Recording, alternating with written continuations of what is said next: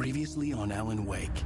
I'm hunted by the law. Sheriff, Wake's running. I'm giving chase. Are you seriously telling me that Ryder just took out my deputies? A thriller I supposedly wrote is coming true.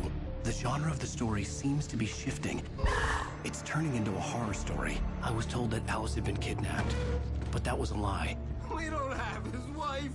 We don't know where she is. Her purported kidnapper was eaten up by the dark presence before it attacked me.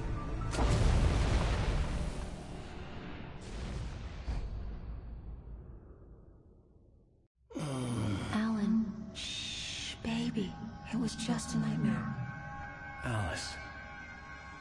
There you go, Alan. Hartman. I fell. I had to give you a sedative. Don't fight it. You went through another rough period. What? Right now, it's very important that you stay calm. We don't want you to have another episode. You're a patient at my clinic. Have been for a while now. The shock of your wife's death triggered a mental illness. No, you're lying. You're suffering from various symptoms of undifferentiated schizophrenia. Bastard. It's okay, Alan. Just let go.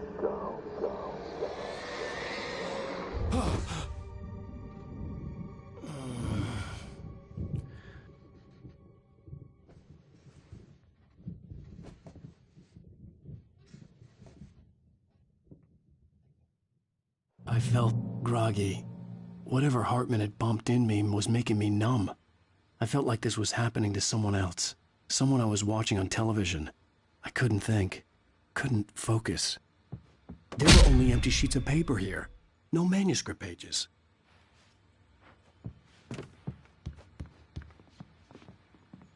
The door was locked. I was a prisoner here.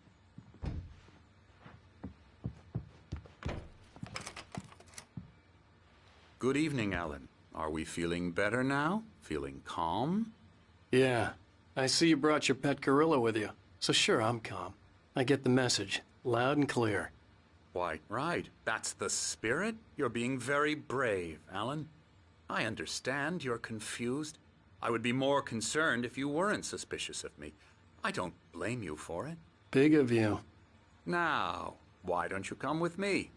We'll reacquaint you with my clinic and go over everything you might have forgotten. Little walk and some fresh air? Yes, it will do you good.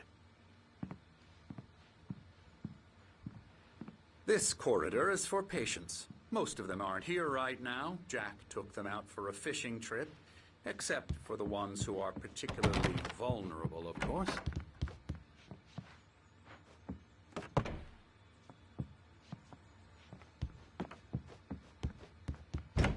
I encourage creativity as a part of the recovery process here at Cauldron Lake Lodge. I specialize in treating artists. I bet you do. Splendid, Alan. I honestly believe we can get this thing under control if we work together. This way, Alan.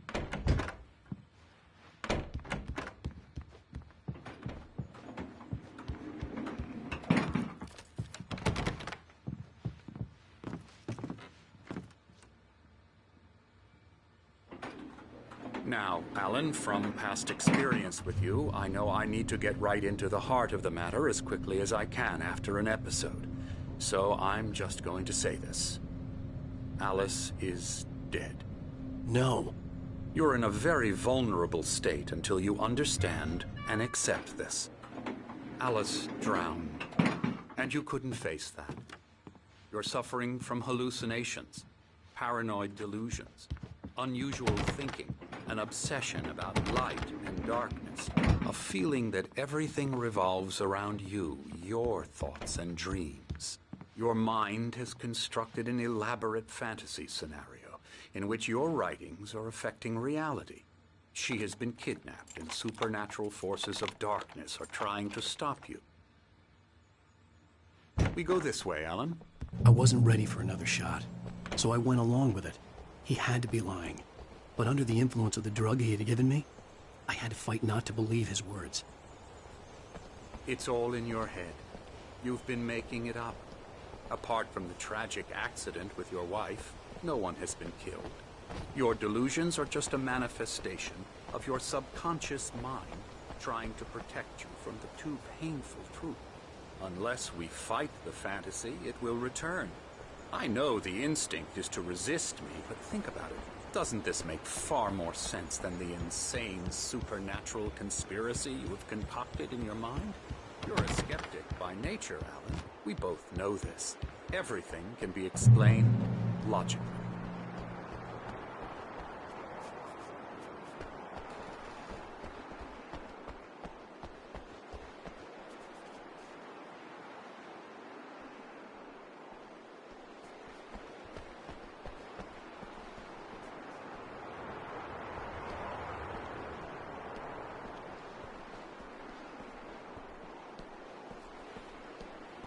I never get tired of this view.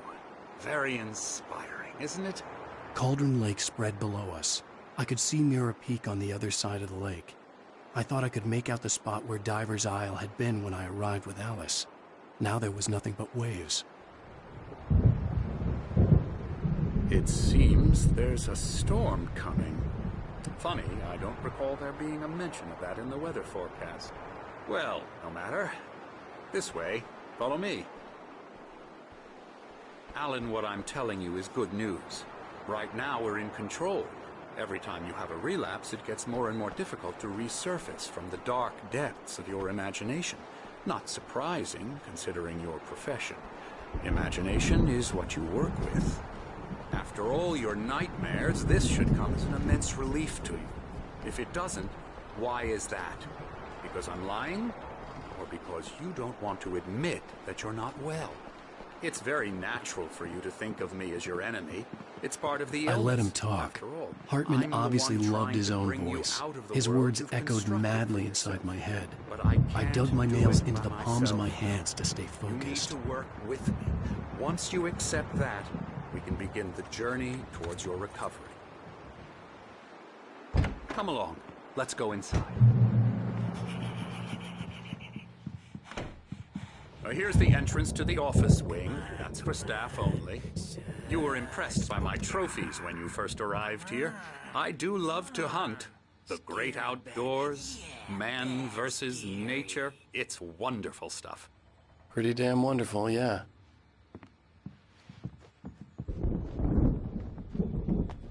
Scary, scary, scary.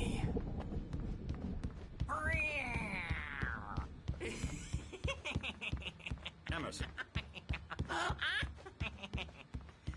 Hartman had mentioned that the power had been acting up. Maybe that was the reason for the generator and the work light on the balcony. Don't want to run into me in the night, that's for sure. Please, Emerson. Mr. Wake is confused enough as it is. Yeah, you'd like me to go away so you won't be scared. But you can't just decide what kind of dream you have or when you have it. Emerson. Okay. Sorry. Boo.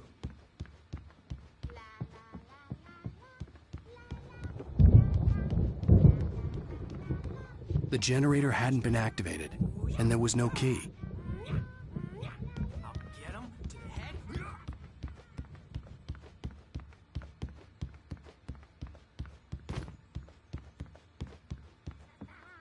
Alan, please, this way. Now, you might have noticed the typewriter in your room. You've been writing as a part of the therapy. As soon as you feel up to it, you should continue. Oh, hello. I've painted you.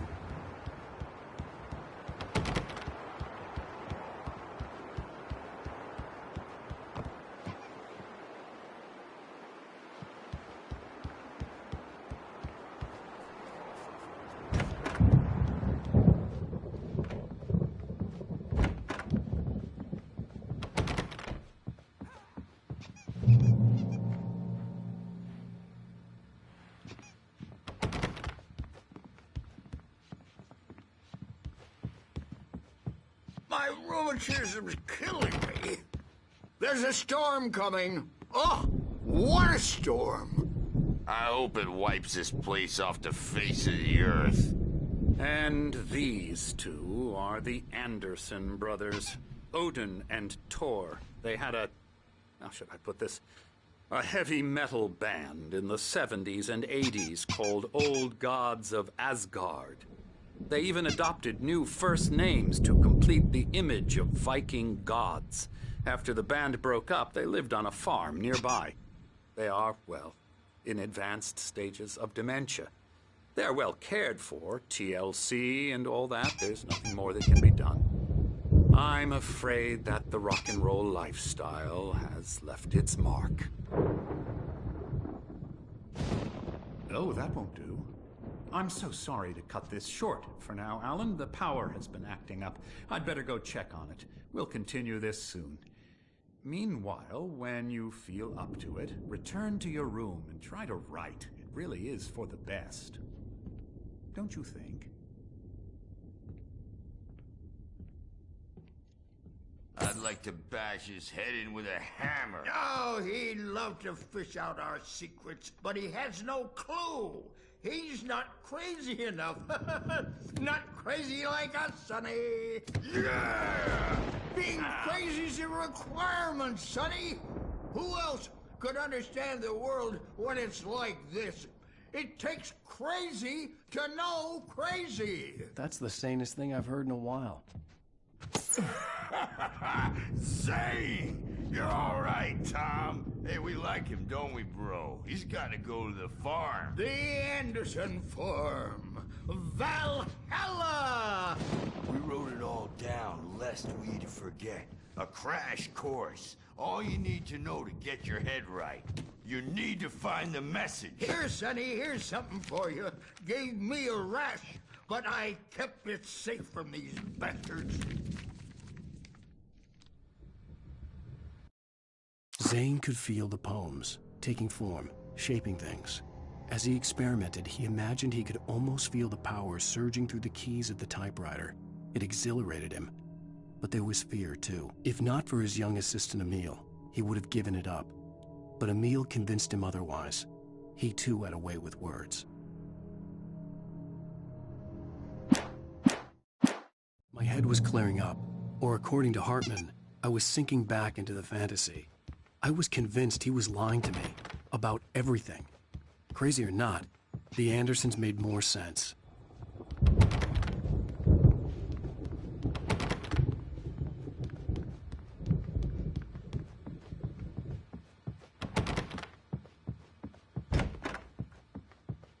I'm a bad dream, and you can't wake up.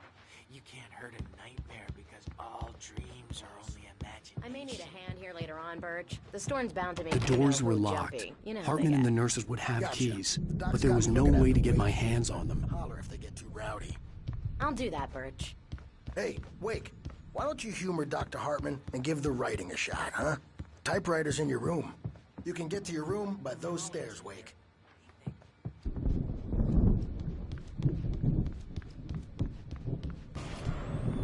Something's wrong. I'm not myself. It's hard to think that there's a shadow inside my head. I can only focus on writing. Everything else is a blur. I'm trapped in this cabin. Have been for days, but it's always dark outside. My editor is real.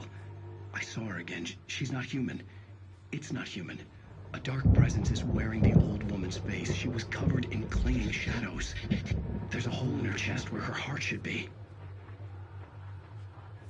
I think I've made a horrible mistake. I don't think I'm any closer to saving Alice. It's been lying to me, using me to get the story it wants, and the story will come true.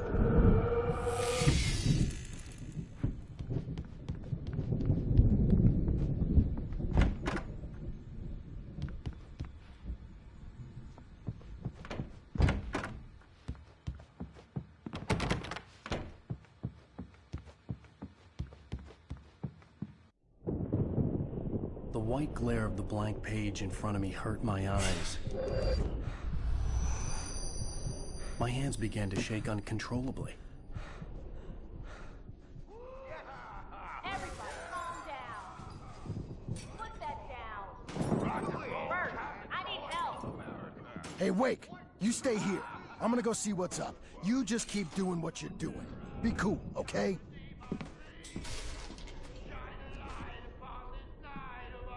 I didn't know what the chaos was all about, but it could be my only chance of getting out of here. Where the hell did he get a damn hammer? I don't know.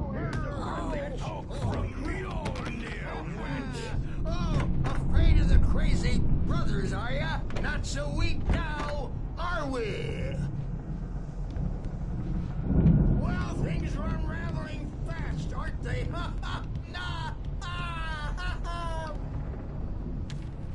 Hartman kept talking, giving Barry the grand tour, clearly proud of the place.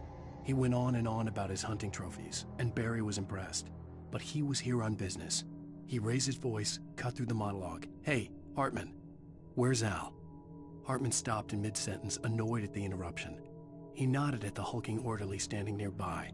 The man smiled and clapped a practiced hand on Barry's shoulder.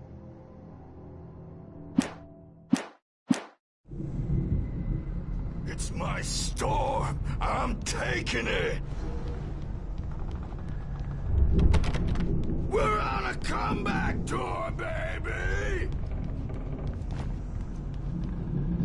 Sinclair looked bad. That wasn't a love tap. The crazy old fart hit her hard. And if she was one of Hartman's goons, she had it coming. I could get the key to the office from Sinclair. I had to get to Hartman's office. He had taken all my manuscript pages. That's where he'd been keeping them. Come out and face the music, Birch! It's time to pay the piper! Maybe you could come out and beat our wrinkle and do. Since you're so tough, Birch. We were on the road, man. You think we haven't seen punks like you before?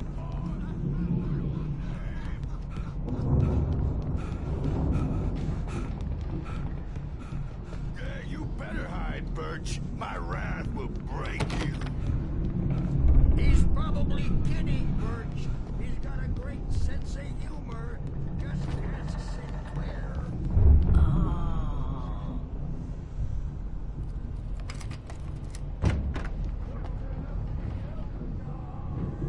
Let me out of here!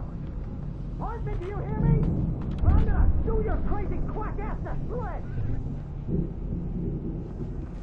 The markings on the tape said they were recordings Hartman had made of the sessions with his patients. I saw Alice's name on one of them. For a moment, I couldn't breathe right. Now, Mrs. Wake, can you tell me about Alan's problems?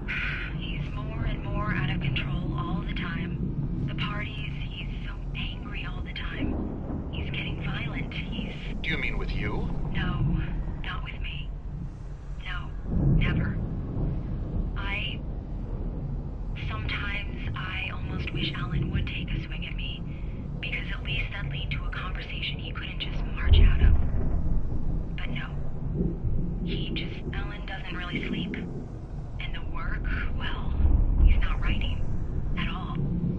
He sits there for hours and just gets more and more frustrated. And I can't talk to him. Yes. Tell me, Mrs. Wake, what would you say to him if he'd listen? I don't know. I want to say, I look at you, and it's not you. Just some stranger who resembles you. Looking out from behind your eyes, and I don't like that guy much. And now it's all gonna go to hell. But you don't ever say this. No. I've tried, but he's not listening. He's too deep in his own problems, always going on about something else. I'm so afraid I'm gonna lose him. And we're not even talking anymore. He doesn't let me in anymore. He just keeps me in the dark. I'm so alone here, even when he's home. Please help me, Doctor, because I'm at my wit's end. Well, if you can just get him here, I'll absolutely do my very best. Yeah, but Doctor, you need to be careful with him. He's not just going to listen to you and cooperate. He's the most stubborn man I've ever met. Well, I'll be sure to bear that in mind. Hearing her voice, what she was saying made me happy and sick and guilty all at once. Worst of all, I recognized the words. The phone call from her. It had been a cut-up of this. Just a recording. Hartman wasn't happy. Maude could see it in his eyes. He quickly lowered his own. He had made a mess of it, and he knew it. The shame of failure was hard to bear. He hadn't expected Wake to say he needed more time, and he blurted out 2 days, less than Wake had asked for to show him who was in charge. But that wasn't part of Hartman's plan.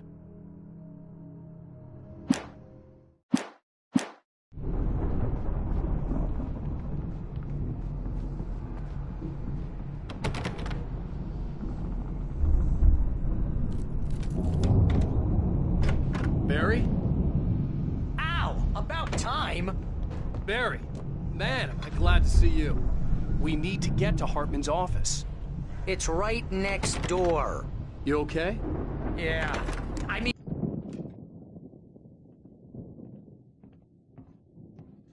These were all the pages I had on me. And more.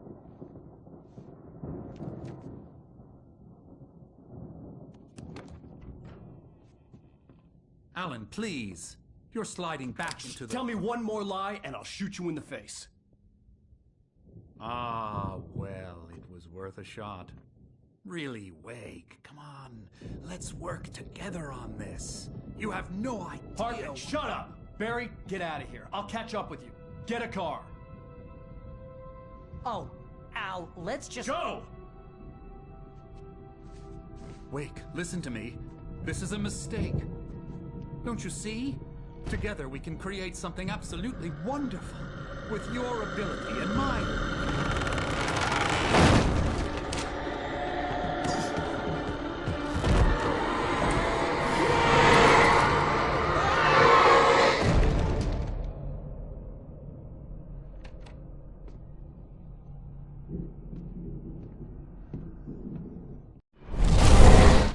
Hartman followed the fall of Alan Wake with his binoculars. When the rider hit the water, he ordered Jack to take the boat to him. The spot was easy to see in the dark, even with all the extra lights in the boat. The flare floated and kept burning even in the water. Jack turned the radio louder as the engine sputtered. The music was rough and clanking, something the Anderson brothers would no doubt have enjoyed. But Hartman chose to ignore it. Wake was finally within his reach.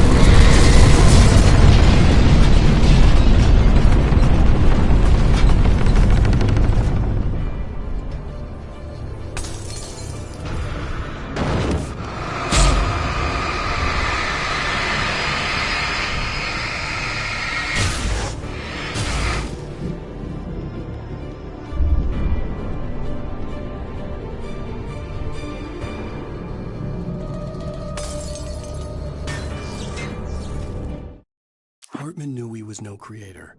He had no ambitions on that front. And he certainly didn't want to end up like every artist he had worked with here, damaged in ways that were hard to describe, or worse. It was enough for Hartman to maintain creative control and provide direction, to be a producer. That was what most of these people were in need of anyway. Of course, suitable subjects were few and far in between.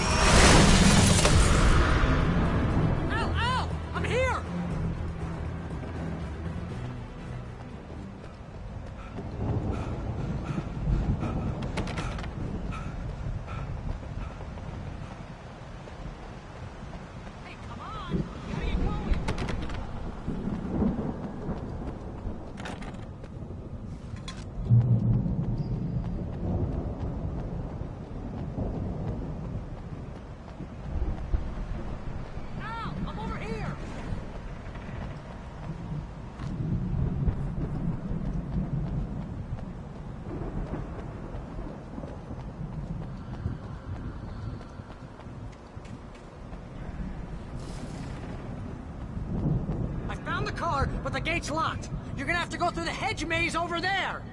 Barry, I don't have a light. Take this, Al! Oh, God! Look at the house, Al! Look out!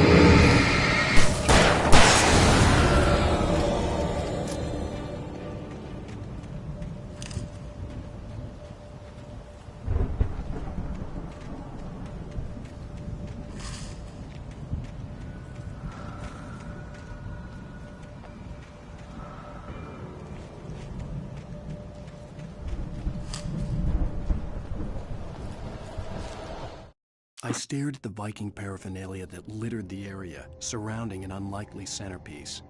A full-size stage complete with an impressive sound system with all the trimmings, including a dragon. It took a special kind of crazy to build something like this in a remote field. When the sky split open with a deafening boom and the music started blasting, it felt strangely appropriate.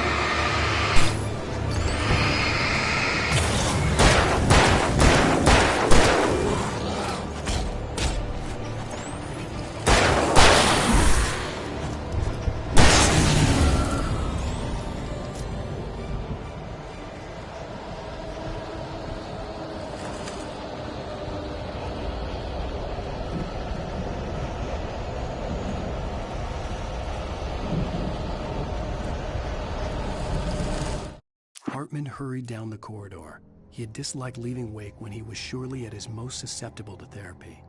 But this was not an ordinary storm. Wake had been writing, and he had woken something up in the depths of the lake. Now, it was coming for him. Hartman had naturally prepared for a situation like this. The idiot brothers would keep Wake distracted while Hartman double-checked everything, just to be sure.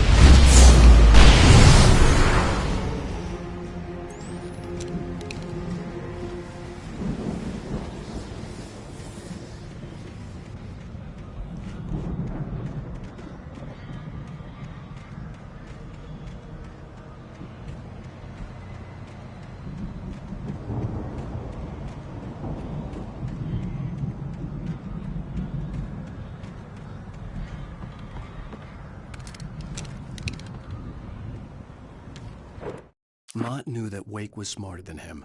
Wake had more money, a beautiful wife, everything. And Hartman said Wake was important.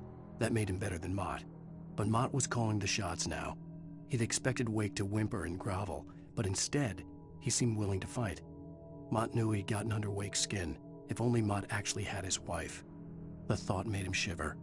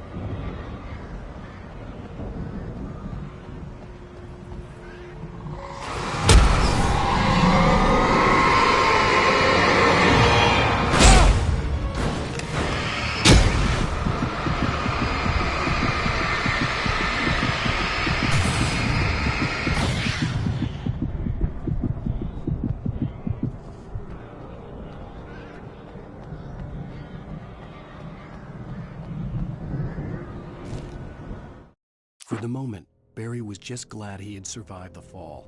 He had been separated from Al, and there was no easy way to climb back up. He told himself he'd be okay in the gloomy forest at night. He would just have to wait for a while for Al to find his way down. Barry turned when he heard the heavy footsteps and saw the movement. The man-shaped shadow lunged at him from the bushes, an axe held high. Barry screamed and threw up his hand. The world exploded.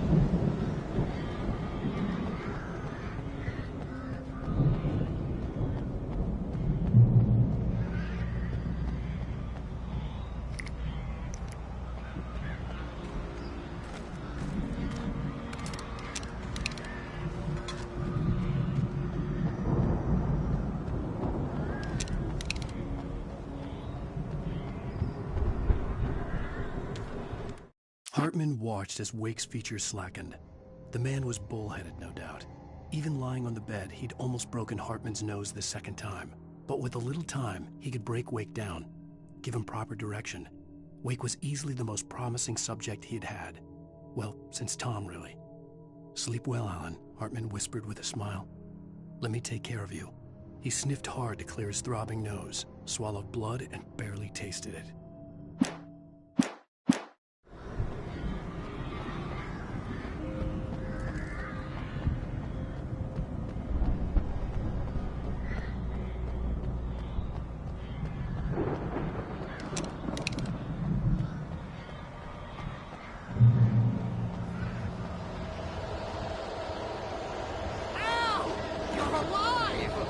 Let's get out of here. Can you open this gate? Maybe. Barry! Well, I slammed it shut when the nasty showed up, and the key fits kind of loose in the lock, so, I'll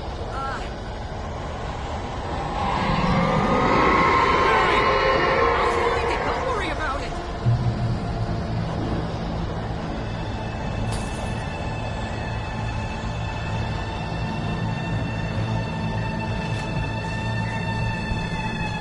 Hurry up, Barry! I'm on it.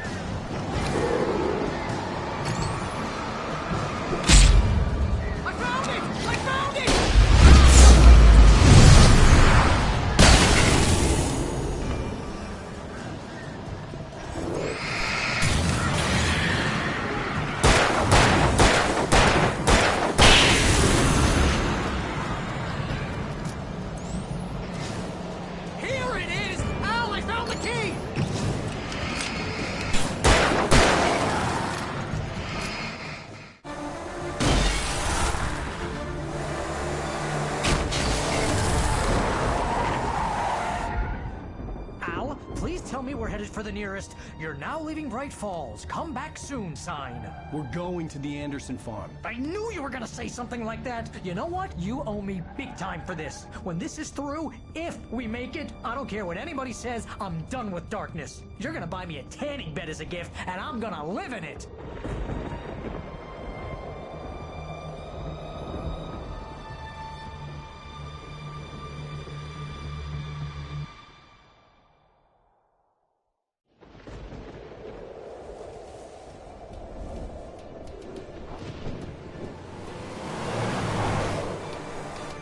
I'm crazy, but that's fine, Barry. Oh, you got that right, Al. You're barking mad. You are by far the craziest... But maybe that's inevitable when you deal with crazy stuff like this. It helps. This is happening, Barry. Alice, they never had Alice. She's trapped in the darkness at the bottom of the lake, but she's not dead. Al, how can you know that? I know, Barry. I can... Al, No, listen. I can bring her back. I can find her. There's something special about this place. The lake, it does something to the works of art created here. It makes them come true. But there's a catch. The dark presence, whatever that thing is, twists it to its own ends. That's why all of this is happening. It's using my manuscript to take over everything. Al, I believe you. It happened to Thomas Zane before, it happened to the Andersons. I believe you. Crazy or not, you're not delusional. Weird shit's going down. That's a fact. I'm on board, man. I'm with you. The Andersons knew about it, but they were too far gone to tell me with all the drugs they were on. But they wrote it down. There's a message somewhere at their farm, Barry. We just need to find it. Look out!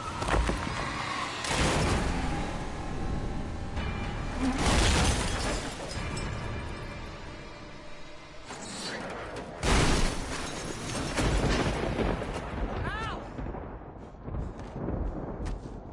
God damn it, Al, talk to me!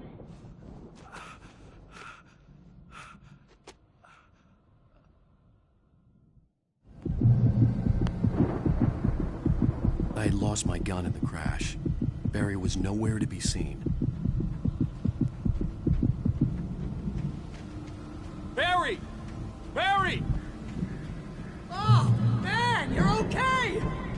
Jeez, it's good to hear your voice! I was trying to get out of the car, but the ground gave way. Man, what a drop! Don't worry, your cutout is fine. Forget that! Are you okay? I hit some bushes, didn't get a scratch. There's no way you can climb down, though. It's like a sheer wall. Al! There's something moving down here! Barry, it's a Taken! Use a flare, Barry! Yeah! Barry, are you alright? I'm good, Al! I'm great! Guess you never messed with anyone from New York City before, huh? You're gonna have to find your way around to the farm, Al! I'll be waiting! Barry, just wait for me, okay? Al! I'm not staying here! It's suicide! I'm going to the farm! I'm gonna go ahead and secure the area! You can catch up! Don't worry about it! I'm on the case! Now he's Rambo. This would turn into a disaster if I didn't catch up with Barry.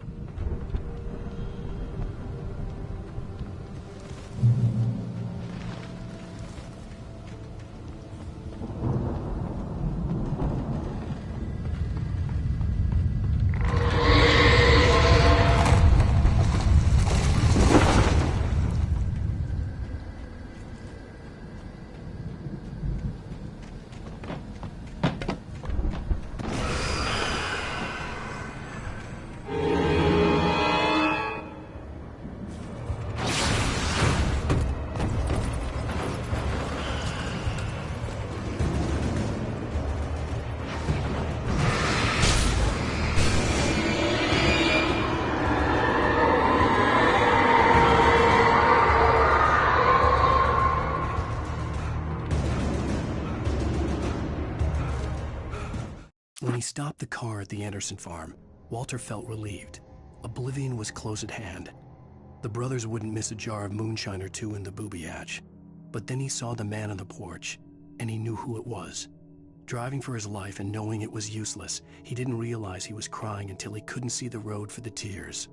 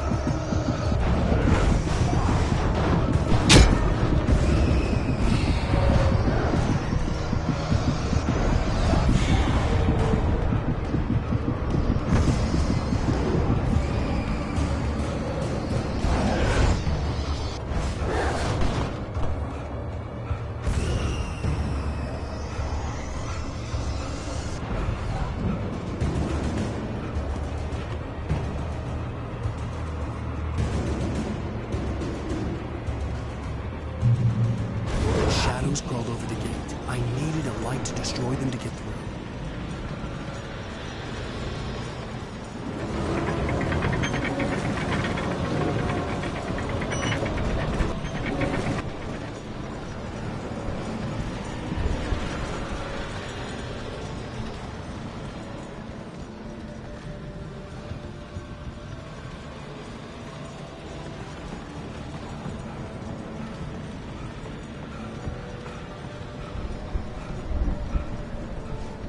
I hoped there'd still be a working generator somewhere around here to power up the old lights by the gate.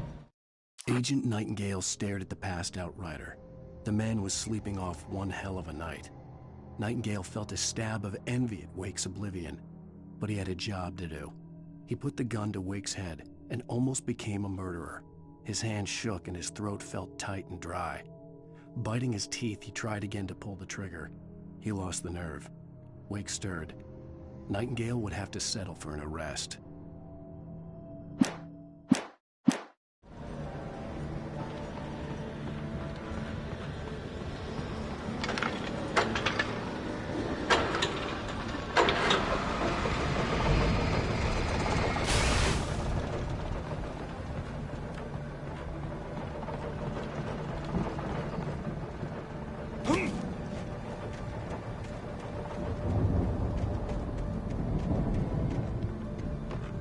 I could sense the movement in the woods ahead. Facing the enemy without a weapon was dangerous, but I had no choice.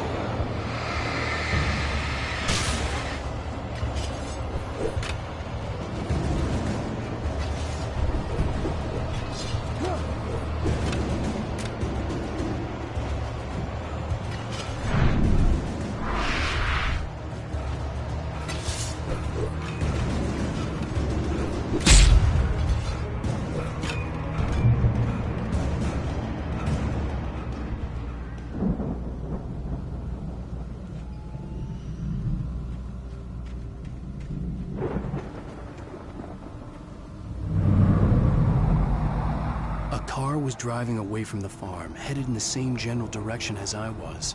For all I knew, it was Barry, caught in the consequences of leaping before looking.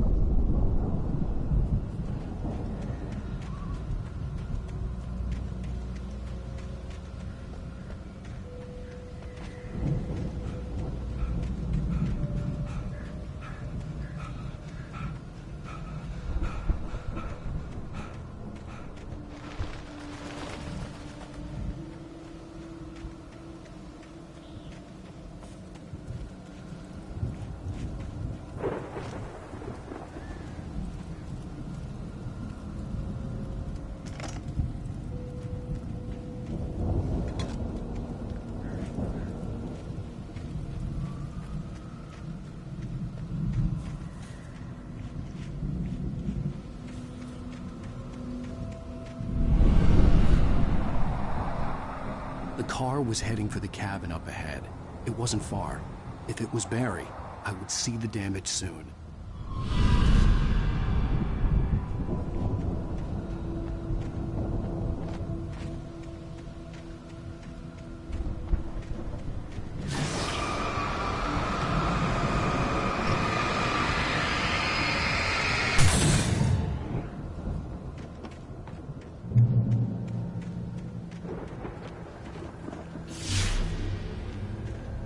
I'm trying to deliver each page to the right time and place. I'm trying to show you how the story goes. I had seen glimpses of the light before. I had seen it in my dream. It was a strange spaceman or a diver in a bulky suit. He was the one who'd been placing the pages on my path. The dark presence followed the choreography laid out to it in the manuscript, growing stronger and stronger, moving like a storm from one scene of destruction to the next. But it was still bound to follow the story and chained to the dark place it came from. When the story reached the end it longed for, it would finally be free.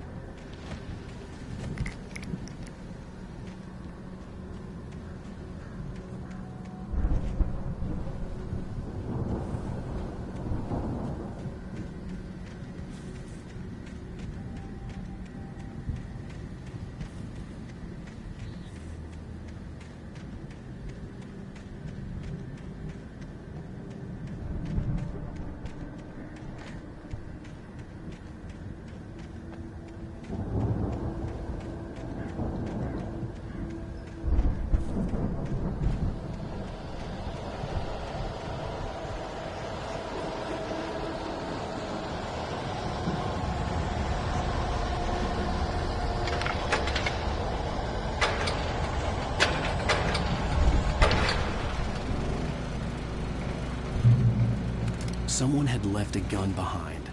Now I had a fighting chance of reaching the farm.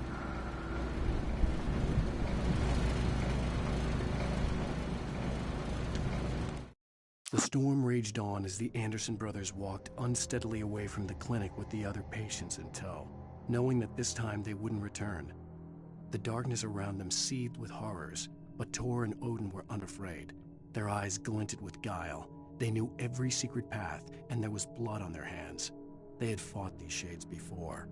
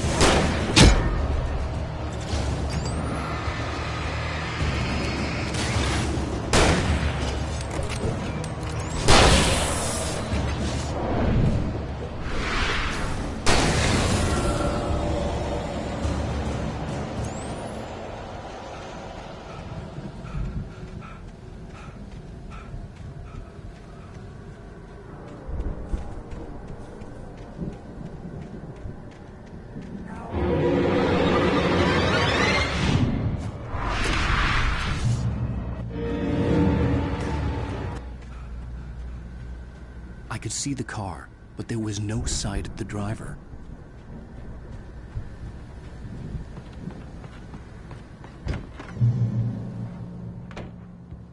Hello? Anybody here? Barry! No! Danny, you're not! Please! What are you? No, don't! I'm sorry! The front door was locked.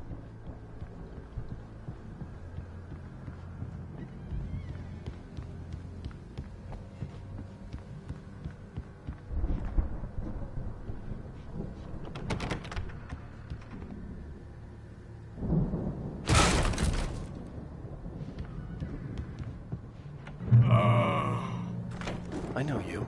You were in jail the other day.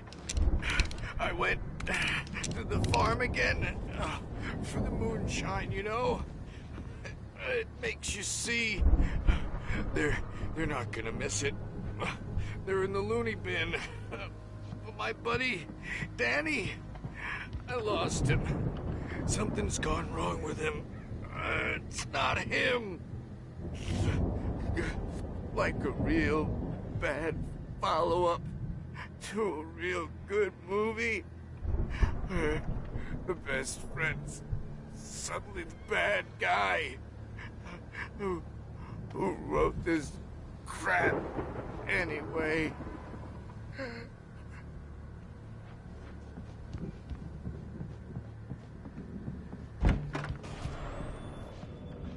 I've run through every possible course in my head. If I continue like the Dark Presence wants me to, the story I'm writing won't save Alice. It's a horror story, and it's going to kill her, and me, and everybody in this town. No one will survive. Darkness will consume everything. This is what it's wanted all along.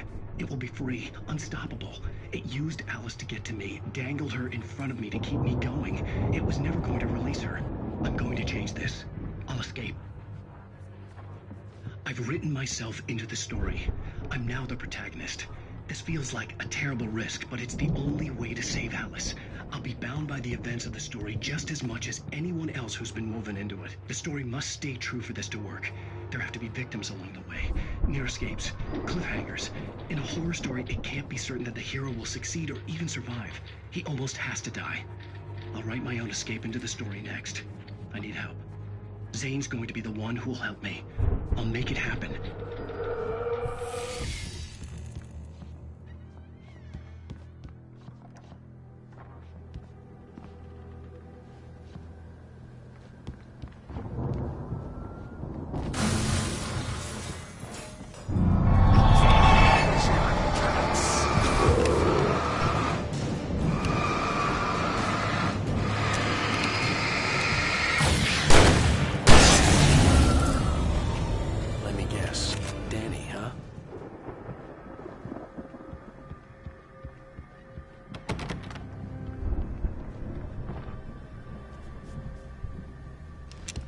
The farm was still a good distance away. I'd need a car to get there fast.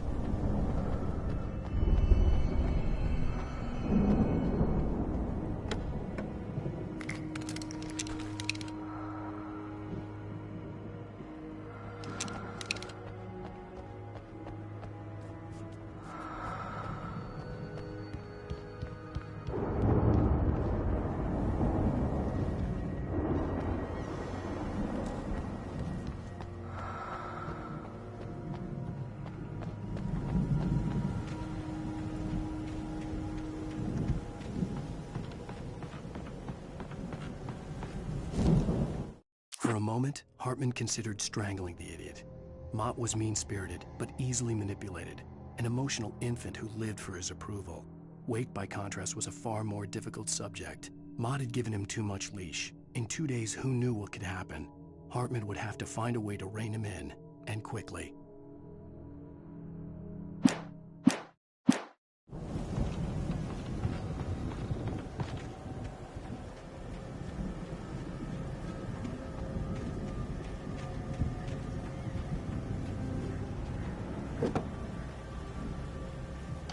Barry wasn't up here, he was probably in trouble down at the farm.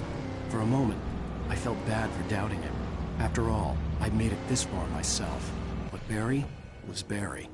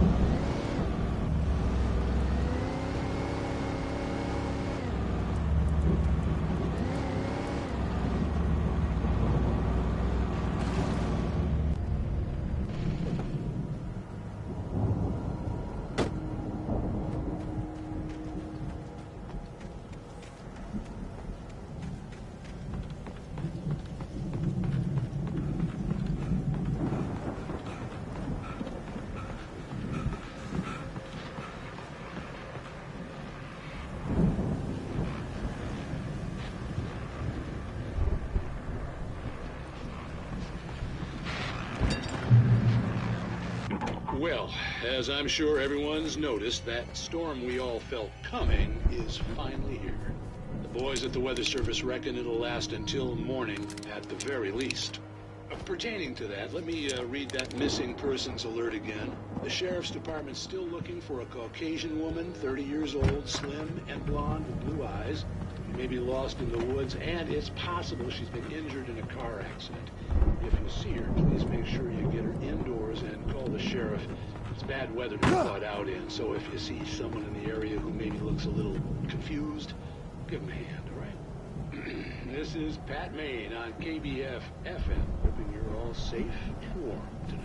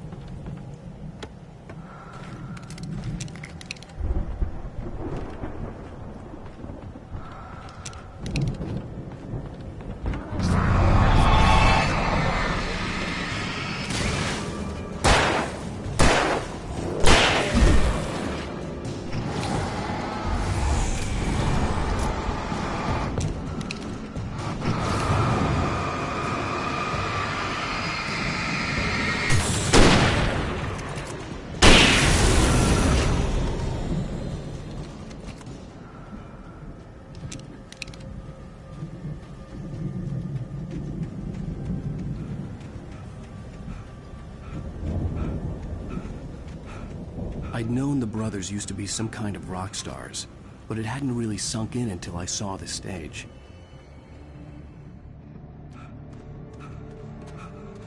Al! Run! Incoming! There's too many of them!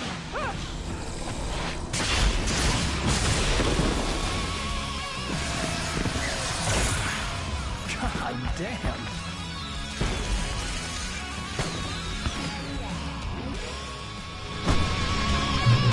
So glad you decided to go it alone, Mr. Monson. Shut up and shoot! Ow! We have to fight them all! I can tell you more fireworks up here and help you out!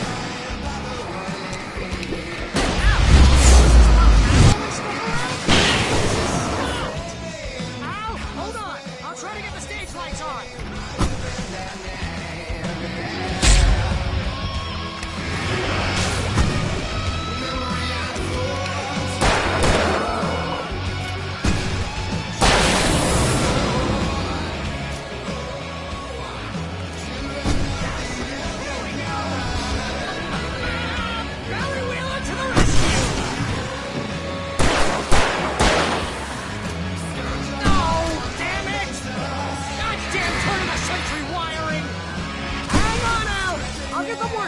I promise!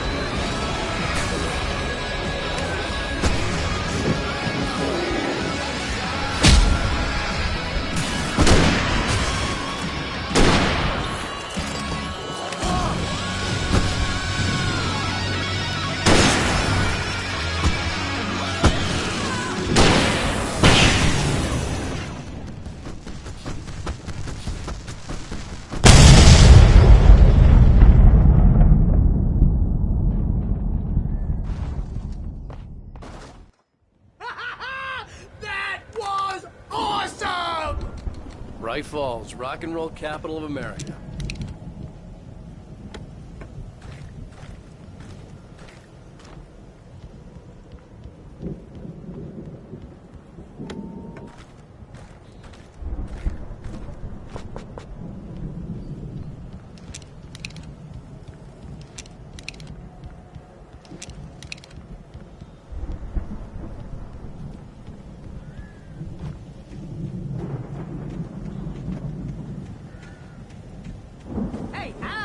This way to the farm!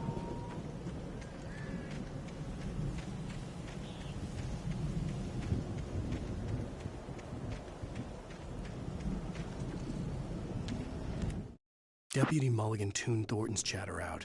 He didn't think writers were particularly useful people, and a huge manhunt for one struck him as idiotic. Certainly not worth the missed opportunity for coffee and pie. It wasn't even clear what the man had done, except run from them at the trailer park. Mulligan knew he wasn't alone. The sheriff's patience with the Fed was running out.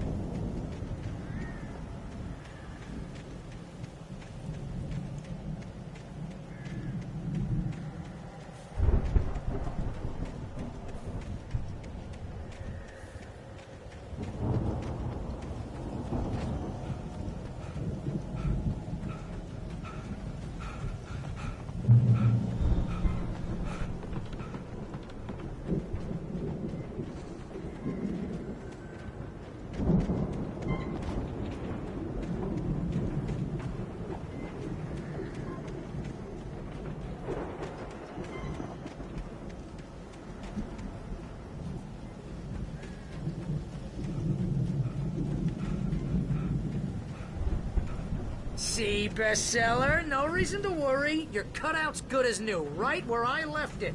I'll come back for it once we have the place secured. Yeah, that's been my biggest worry all this time.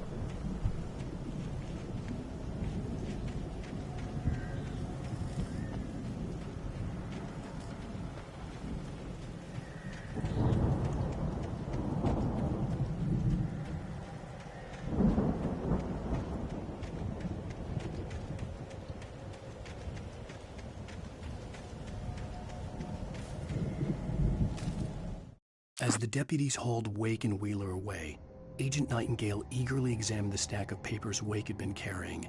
It was incomplete, a collection of random pages, but there was enough. He saw his own name in there, among others. His hands shook with emotion. Finally, it was proof. He had been right all along.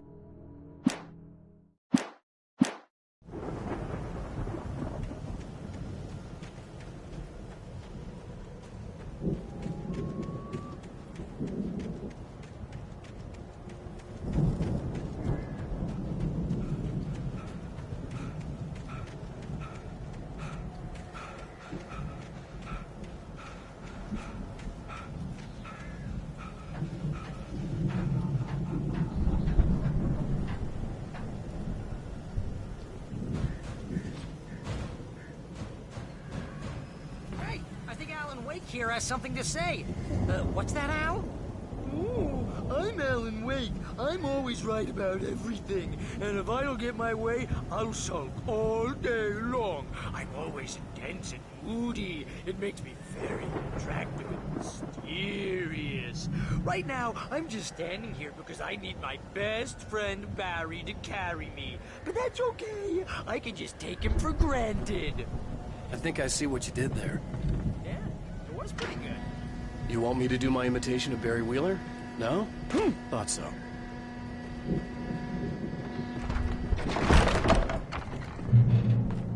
Wow! You look at that thing, Al! They really went all out with this Viking crap, didn't they? Look at all this stuff. They must have done okay for themselves, so how come I never heard of these guys before? And this from the guy who learned about Ozzy Osbourne through reality TV?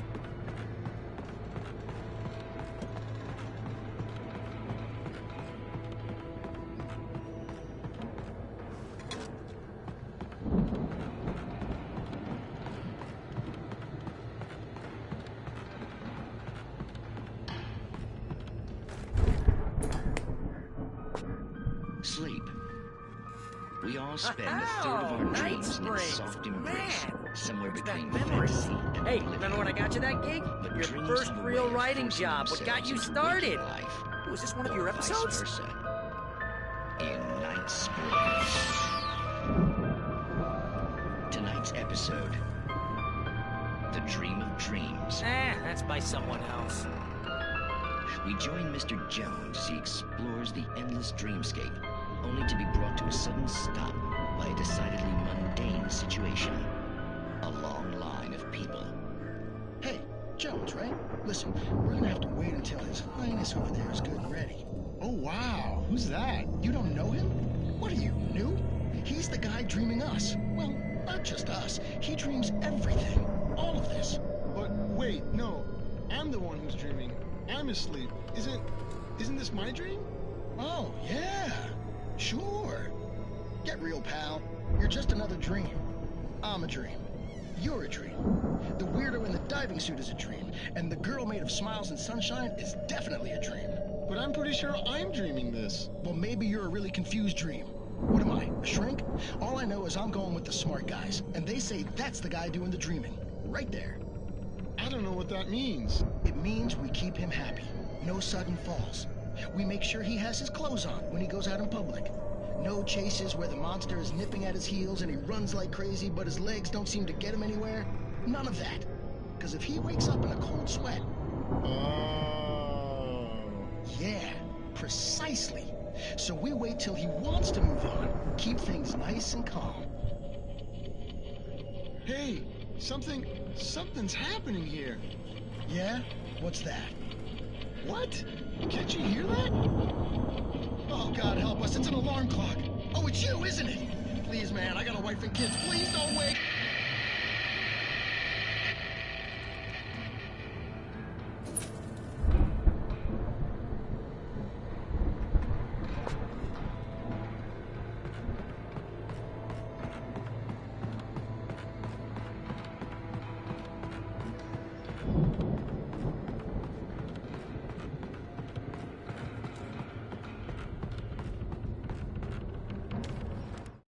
It's 1976. Madness reigns at the Anderson farm. Contrary to all logic, the headiest ingredient of their moonshine is unfiltered water from Cauldron Lake. The Andersons feel like gods. Odin can't stop laughing. He contemplates cutting his eye out. Tor runs across the field, naked, shrieking, hammer in his hand, trying to catch lightning. Their songs have power. Something ancient is stirring in the depths, coming back.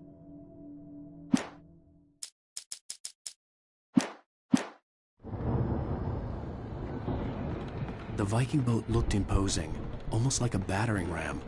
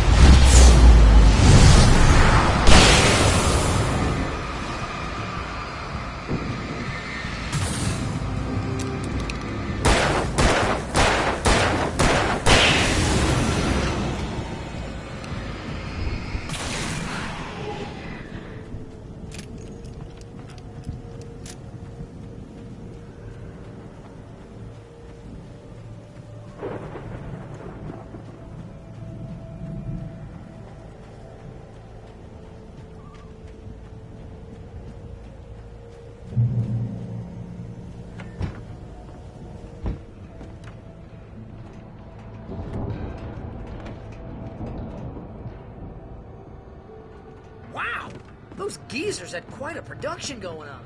Ooh, you know what, Al? If we make it through this alive, I'm gonna start representing them. Yep, sell this stuff online, maybe get a reality show going, release a new single. Good luck with that, pal. Hey, you find us a way out of here, okay? The door was Take a closer barred look from at the this other stuff. side. I'd have to find another way.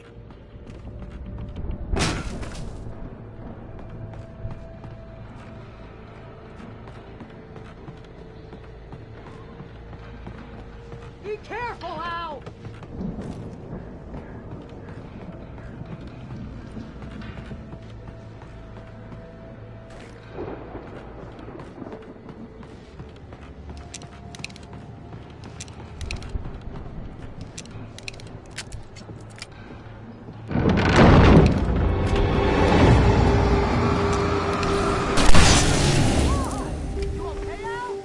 I'm good. Keep your eyes open, okay?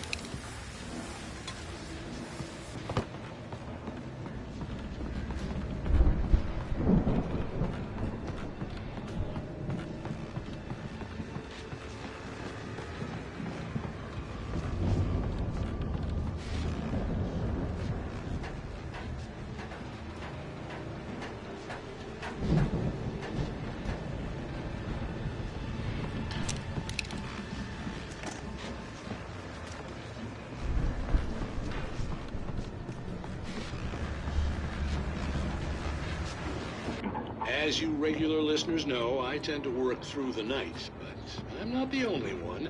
Deputies Mulligan and Thornton are taking a couple of moments off their busy schedule to join me here in the studio.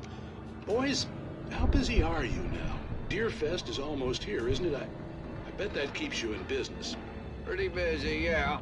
Actually, Pat, we've been real busy with other stuff, which concerns an ongoing investigation. We can't talk about that, Thornton. I wasn't gonna say anything. I was just saying we got, other irons to fry. And how would you compare your workload to last year's? Things have seemed relatively peaceful to me, but people do tend to get a little wild this time of year. Oh, it's wild, Pat. It's pretty wild. There's been all sorts of trouble this year. Vandalism, fighting, public disturbances. A lot of people gone missing, too. Yeah, it's pretty much the usual stuff, Pat. Just, a lot more of it. Now, is it just me, or does Deerfest get wilder every year? People seem to be more drunk, at least, or they start earlier and younger. Oh, it's definitely not just you, Pat, but... Definitely, Pat. Hey, I'm talking here, Thornton. Oh, shoot, I lost my train of thought. Not just me. Yeah, it's wilder, Pat, but actually most of the trouble seems to be coming from grown men. People who ought to know better, Kids are doing fine this year. Well, that's nice to hear at least. Boys, I want to thank you for stopping by. I'll let you get back to your patrol. Sure thing, Pat. Yeah, sure thing, Pat.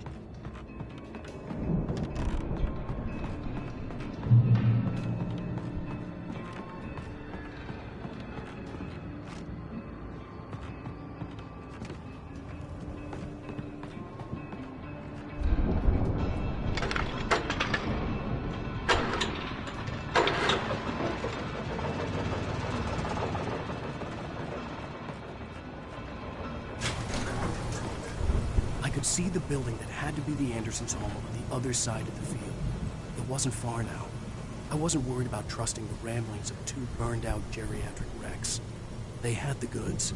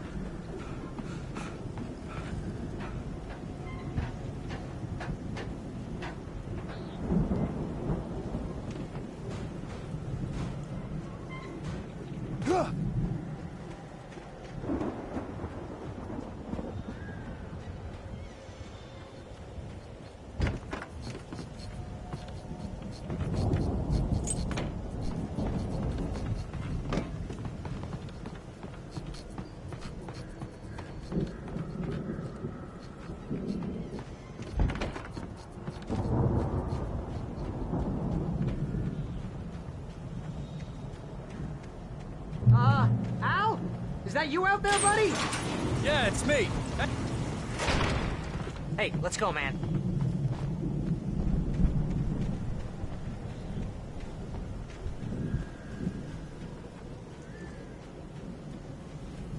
I think we're gonna have to work together to open this gate, Al. Looks pretty heavy. Ah! Hey, I think that's the farm on the other side of the field. We're almost there. This farm is a crazy place for crazy people. We should feel right at home then.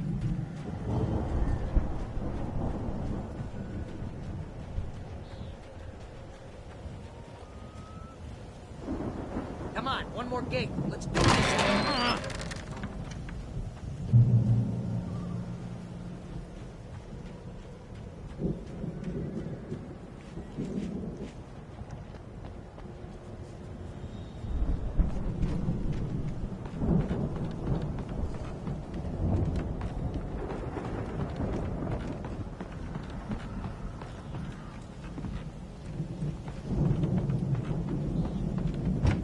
Lights are out.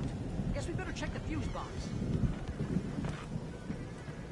The power downstairs was out, but I was sure I could fix that at the fuse box.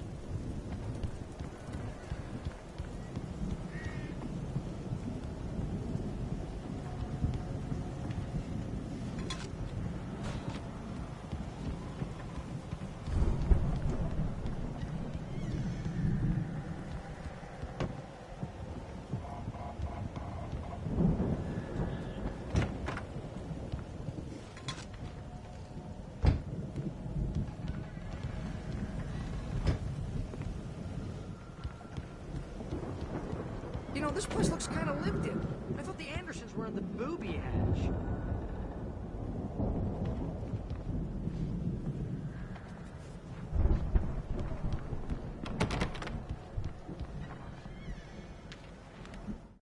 Again, Alice's screams rang in the stillness of the night. I saw myself run toward the cabin, flashlight in my hand. I followed my past self. I was an out-of-body observer, a time traveler in a crazy drunken dream. This was the beginning. The night Alice had disappeared. The mystery of what had happened during the missing week was about to reveal itself.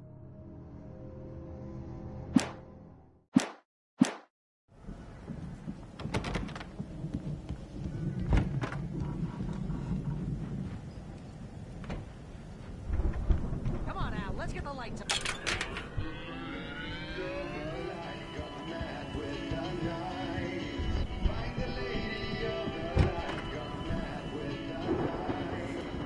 Can you hear that, Al? Music? Of course. We need to find where it's coming from. That's the message the Andersons talk about. That's the whole reason we're here. Lady of the Light? Oh, that's gotta be what's-her-face, the crazy lamp lady from the town. Cynthia Weaver. Right! Must be!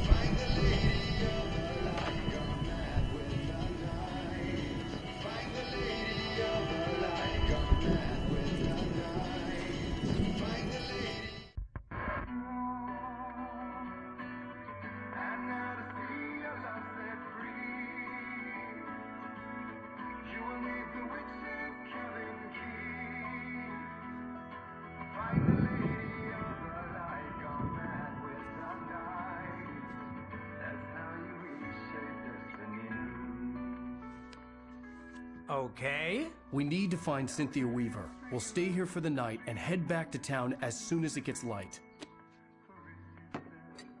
Hey, Al. Lots of hours before dawn. Might as well get some rest. And by rest, I mean drunk. Come on, Barry, this is... Yeah, what the hell?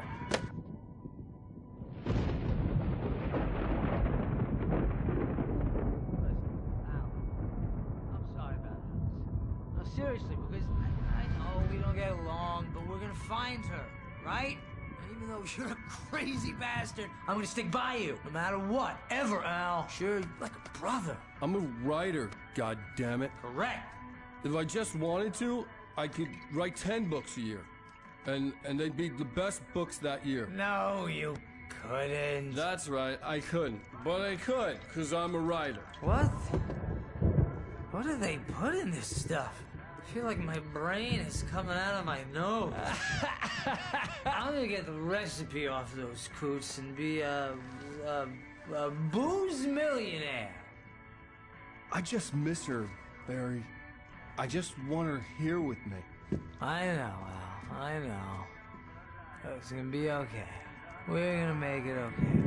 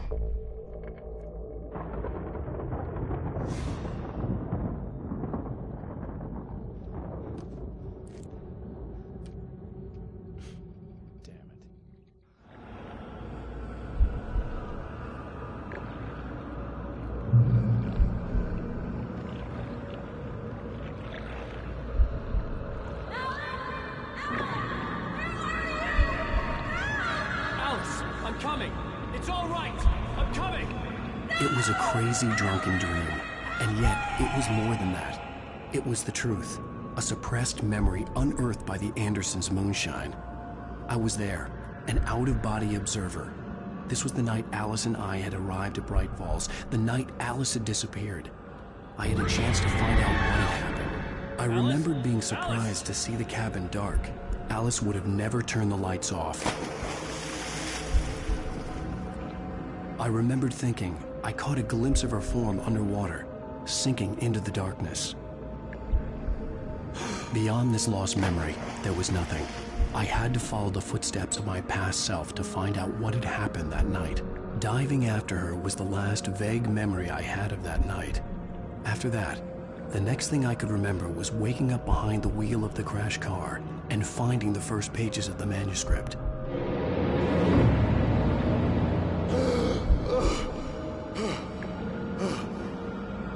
I couldn't find her in all that blackness. I must have thought she drowned.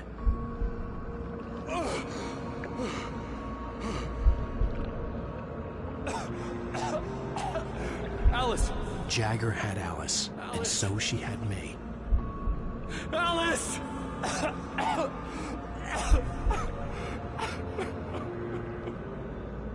I'd been easy prey. Look at the cabin. Is there someone in the window? Alice? Maybe she didn't drown after all. Maybe she's inside. Alice! Yes.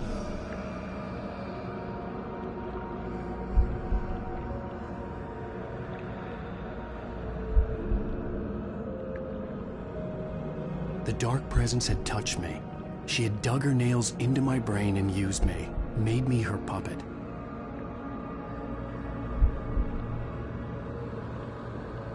She must be here somewhere. Maybe upstairs in the study. Alice! Yes, that's where she is. You can apologize. Alice! You laugh at the whole thing together and put it behind Alice? you. She's not here. You were foolish to think so. No, she's dead. She drowned. No, no, no! It's your fault your wife is dead. You are guilty. All she wanted was to help you right. You killed her. Oh, hush. There's still hope. Cauldron Lake is a special place. Here, you have the power to change things. She wanted you to write. I will tell you what to do.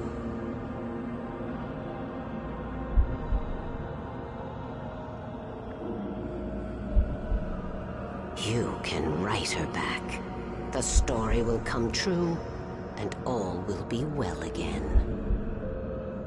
She had Alice, and the manuscript was the ransom for her.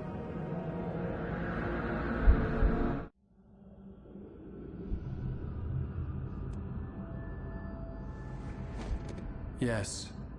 All right. I'll fix it. I'll bring her back.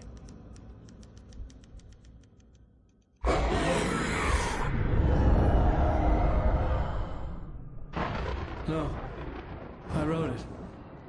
I remembered it all now. In the dark, I'd written for days, a week, almost a complete manuscript of a novel entitled Departure.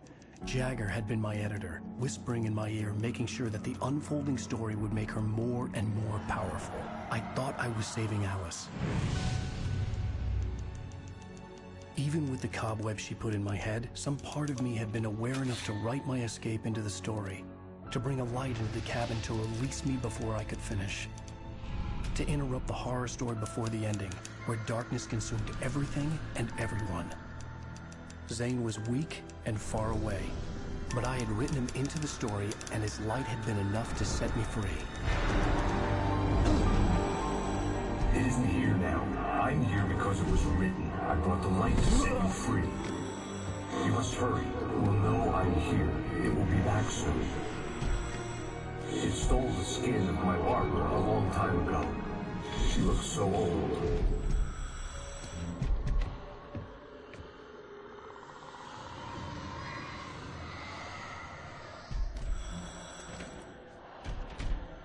I had woken up, confused and groggy, my mind consumed by darkness and fear. All I could do was to escape.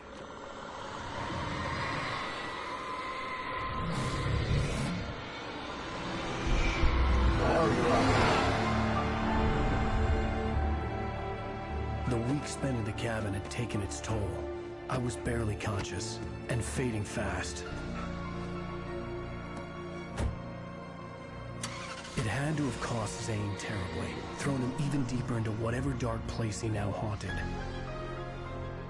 But he had managed to weaken the dark presence, kept me safe that night.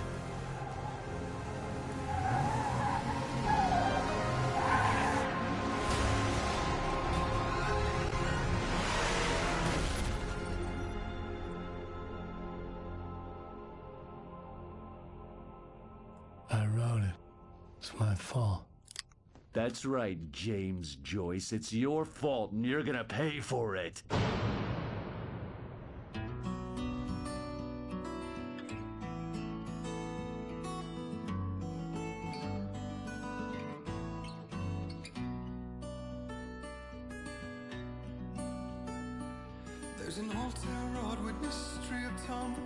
Previously on